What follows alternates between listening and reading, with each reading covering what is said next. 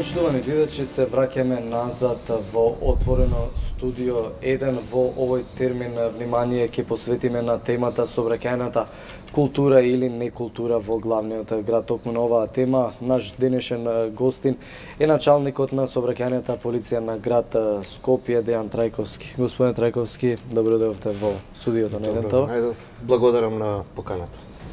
Кажете ми, кој е најголемиот предизвик со кој што се соочува сообраќајната полиција во главниот град?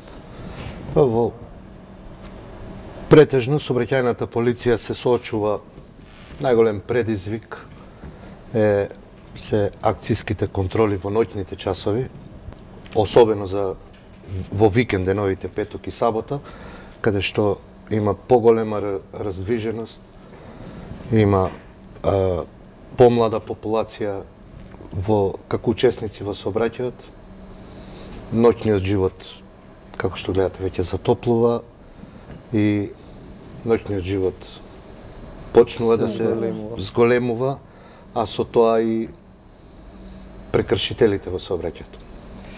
Кои се најчестите прекршоци кои што ги прават возачите на територијата на град Скопје? На територијата на град Скопје најчестите прекршоци што ги прават учесниците во сообраќајот се брзото возење, неприлагодената брзина, управување под влијание на алкохол, црвено светло и паркирање, односно непрописно паркирање и запирање на места каде што тоа е забрането. Еве ги споменавте младите, бидејќи во ноќните часови, особено петок и сабота, се тие кои што еве лудуваат низ улиците, ако може еве така да кажеме. Преку викенд колку казни пишувате и колку од младите ги почитуваат правилата да не пијат? Не би рекол дека лудуваат, немаме таков термин, или се уште не почнале, ќе зборуваме подоцна за возачите на мотоцикли, кои што затопли и ќе почнат да користат мотоцикли. За нив може да се каже дека пробуваат да лудуваат, меѓутоа и со нив ланскиот период се боревме, условно кажано, и се справивме. Во ноќните часови сообраќајната полиција превзема мерки против учесници во сообраќајот кои користат алкохол и при тоа можам да кажам дека сме ригорозни, односно делуваме репресивно, а се со цел превентивно да влијаеме на тие фатени стоители по тој прекршок и се разбери за останатите учесници во сообраќајот. Можам да потенцирам дека во викенд деновите, во ноќните часови превземаме зајакнати акцијски контроли и против прекршители, односно возачи кои што непрописно ги паркираат возилата. Има ангажирано градот Скопје и општина Центар дежурни пајак служби, специјални возила кои што работат 24 часа во викенд деновите и имаме во просек од 15 до 20 возила непрописно паркирани. Така. Додека поднос на прекршокот управување под влијание на алкохол, за разлика од ланскиот период, каде што во месец април, мај и јуни имавме за време на викендите, имавме еден викенд, првиот викенд, околу 500 возачи кои што управуваат под влијание на алкохол. Со тек на време влијаеше нашите зајакнати контроли и имаме големо намалување на тој прекршок. Имаме во просек од 20 до 30 прекршители, односно возачи кои управуваат под влијание на алкохол. Споменавте возењето во алкохолизирана состојба, можеби туку е најголемиот проблем во сообраќајот. Дали, што вели статистиката, дали најголем бројот сообраќајните несреќи кои што се случуваат се токму возење во алкохолизирана состојба или неприлагодена брзина? Многу фактори влијаат за случување на сообраќајни незгоди. На прво место е неприлагодена брзина, непостапување по недавање првенство на минување во зона на крстосница, поминување на црвено светло, се разбира во комбинација со управување под влијание на алкохол. И претежно тука е секогаш факторот возач. Во одредени ситуации имаме техничка исправност на возилото како фактор за причина на сообраќајна незгода. Патната инфраструктура, меѓутоа во 90% од случаите факторот е возачот во комбинација со овие прекршоци што ви ги наведов. Каде најчесто се санкционираат возачите во главниот град? Дали тоа е, претпоставам дека е централното градско подрачје? Сообраќајната полиција работи на целото подрачје на град Скопје. Се разбира за време на викендите, правиме посебен план каде што ги таргетираме ноќните клубови и рестораните. Нормално централното градско подрачје во ноќните часови е поживо, има поголема раздвиженост, меѓутоа сообраќајни патроли има на цело подрачје на град Скопје, односно во сите општини. Вие, ако не се лажам, минатиот период спроведувате и последни акции кај угостителските објекти. Исто така сериозен проблем е и паркирањето пред објектите. Буквално на улица се оставаат возилата на неколку места во градот и со тоа и го кочат нормалното одвивање на сообраќајот. Точно така, како што споменав, се работи постојано со специјалното возило, а нормално и во ноќните часови, особено морам да го потенцирам кај 13 ноември, односно онаа патека покрај ГТЦ, каде што има поставено рампа, она е во последниве 2 месеци е дефект. Еве јавно сакам да апелирам до надлежниот орган кој што стопанисува со таа рампа. Ние го предупредивме, го кажавме, побаравме од нив да е оној потек за влез покрај кејот ГТЦ. Меѓутоа, ние превземаме мерки согласно нашите овластувања и ќе продолжиме се додека надлежниот орган не ја поправи рампата.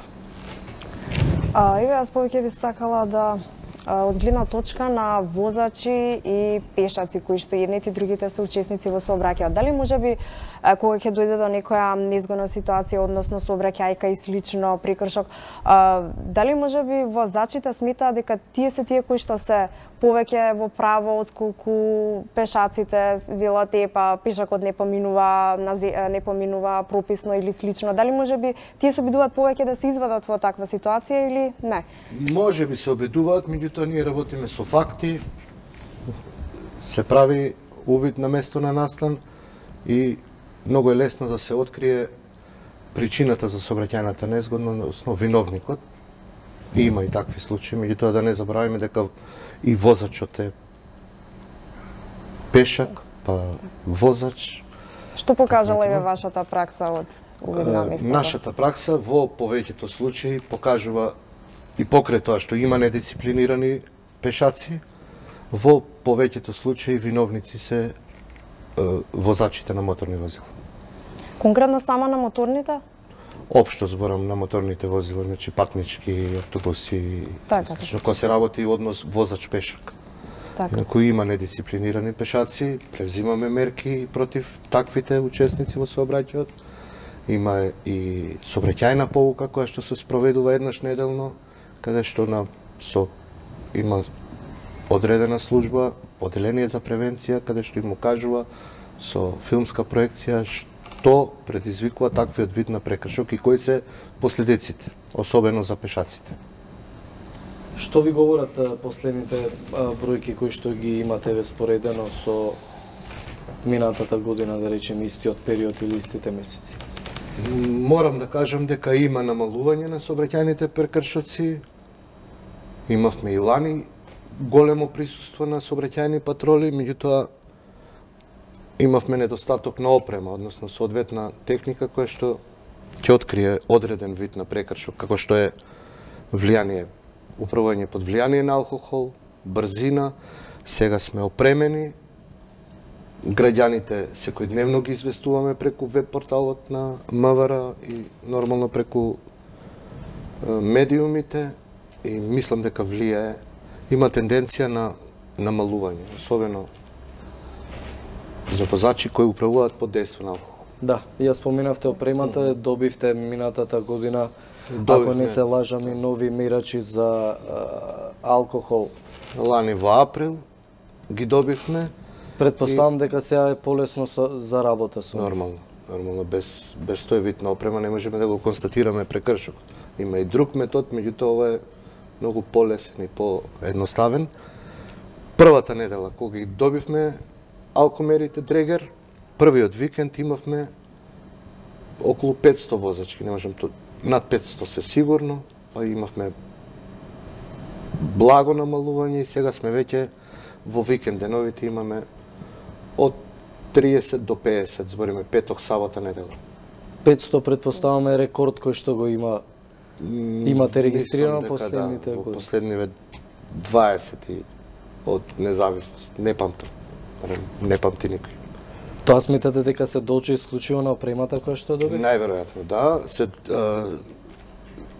Таа голема бројка, за жал, таа беше загрижувачка бројка. Ние не се фалиме со таа бројка, таа не алармираше да ги зачестиме контролите и да објавуваме во јавност не за да се фалиме, туку за да влијаеме таквиот вид на прекршок да се намали. Последиците ги знаеме, не треба да ги коментираме. Проблем беше недостатокот на опрема. Најверојатно учесниците тоа го знаеа, приметиле очигледно, немало такви контроли. Лани во април ја добивме таа опрема. Еве веќе без малку година дена работиме. Ефектот е голем. Има ли возачи кои одбиваат да направат алкотест? Има. Како се постапува во таков случај? Се упатува на лекарски преглед, каде што од страна на стручно лице лекар му се зима крв и урина. Ако одбие, има право да одбие и лекарски преглед, има санкција. Значи, одбива да се алкотестира, одбива крв и урина, има санкција. Колку се сега казните за возење под дејство на алкохол и... Има градација, значи во зависност од тоа колкав е процентот на алкохол, има градација на... Во кој интервал се движат? Од 275 евра нагоре. И има негативни поени и нормално по автоматизам се поведува и прекршочна постапка за одзимање на возачката дозвола, времена мерка забрана во трајање од 3 месеци до 12 месеци. Колку паричните казни имаат ефект да ја подигнат свеста кај возачите и општо кај учесниците во сообраќајот или сепак може да постојат некои други начини за да се подигне свеста? За жал, Министерството за внатрешни работи има две опции. Превентивно да делува преку едукативни работилници, сообраќајни поуки и нормално репресивните мерки. Некој ќе спомене дека казните се големи. Јас не се сложувам со тоа. Не дека сакаме да се зголемат, меѓутоа мора да се вклучат и другите институции во општеството кои што ќе влијаат. Знаете, во сообраќајот учествуваат од прво оделение од 7 до 77 години, каде што пожелно е и образовниот систем да се вклучи во сообраќајот и други институции нормално. Така, колку ви имате соработка со другите институции? Имаме, значи сега ќе следи тековниот месец и април соработка со локалната самоуправа, конкретно по одреден вид на прекршок, каде што првата фаза заврши превентивниот дел. Сега ќе има втора фаза, репресивен дел, каде што ќе бидат вклучени и ученици од средните училишта, кои што они ќе ги доделуваат казните на несовесните возачи. Ги споменавте на почетокот на разговорот возачите на мотоцикли. Еве доаѓа пролета, со тоа на скопските улици излегуваат и мотоциклите, ги споменавте дека исто така тие се проблематичен дел од сообраќајот. Беа лани, ги очекувам и оваа година и убеден сум дека ќе се справиме. Лани приведовме, односно задржавме и упативме на вореден технички преглед 88 мотоцикли, што создаваат бучава меѓу граѓаните, така наречени диви трки. Значи, диви трки не правеа, меѓутоа создаваат бучава на сообраќајниците во ноќните часови, викенд деновите, граѓаните се вознемирени и така натаму. Ќе се справиме. Им упатувам порака да бидат совесни и да ги почитуваат сообраќајните знаци и прописи. Каде најчесто се случува тоа прекршување на правилата за максимално дозволена бучева за мотоциклите? Каде мислам на булеварите? На кои булевари, да. во кој дел од градот? Претежно партизански одреди по цела должина, аеродром, на подрачјето на аеродром, општина Чаир, Џон Кенеди, Лазо Трповски, Кристијан Тодоровски Карпош. Се говори и за диви трки, вие ги спомнавте. Тука на неколку булевари во градот, секое лето има поплаки дека се случуваат такви настани. Имаше обиди за така наречени диви трки. Лани ги спречивме. Тие се случува кај на булеварот Иво Рибар Лола, кај Веро, и во април месец, од тогаш натаму не се случи. Значи, ќе кажам дека не се диви трки, туку бучава создаваат. Нема класично тркање по улиците, таа со зголемена брзина вози поединец со мотоцикл и создава бучава. Не. Господин Трајковски, ви благодариме за гостувањето во Отворено студио 1. Се надевам дека возачите ќе ги послушаат апелите ваши, лично и на сообраќајната полиција, дека што повеќе ќе се внимава да не се вози под дејство на алкохол, секако и да се почитува на максимално дозволена брзина. Да се надеваме, јас само можам да кажам дека ќе продолжиме поинтензивно, особено сега кога времето се затоплува и кога почнува ноќниот живот да во град Скопје, и ќе бидеме крајно максимално ригорозни према ваквиот вид на прекршоци. Ви благодарам уште еднаш. Ви благодарам и вас.